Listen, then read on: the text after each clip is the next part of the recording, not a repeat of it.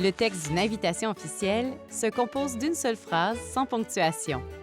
L'invitation écrite permet de transmettre un maximum d'informations aux invités. L'hôte, la nature, la date, l'heure et le lieu de l'activité. Détail non négligeable, l'invitation précise s'il est possible de venir accompagné ou non. De plus, il est important de toujours confirmer sa présence ou son absence avant la date indiquée.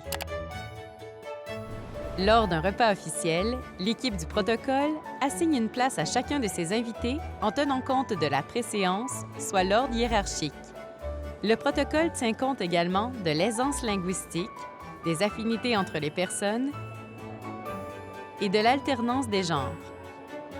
L'hôte est toujours positionné au centre de la table afin d'avoir une vue d'ensemble de ses invités. L'invité d'honneur est placé en face de l'hôte. Ensuite, le prochain invité prend place à sa droite et le suivant à la droite de l'invité d'honneur.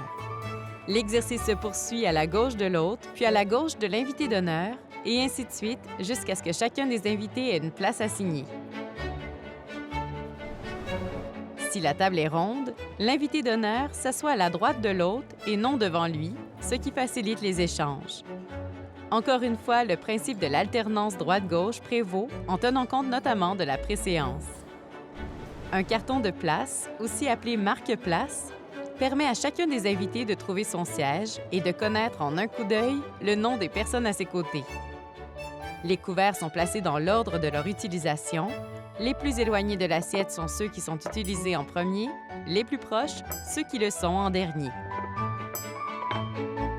Le verre à eau est accompagné à sa gauche des verres à vin. L'assiette à pain et son couteau, lame tournée vers la gauche, ainsi que la serviette de table complètent la disposition.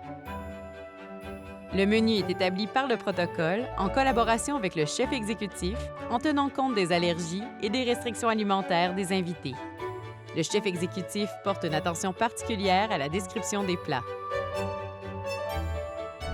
Quelques règles de bienséance à retenir.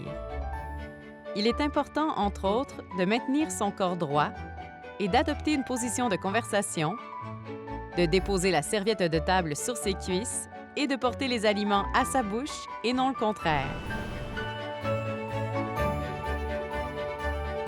Envie d'en savoir plus sur le protocole à l'Assemblée nationale?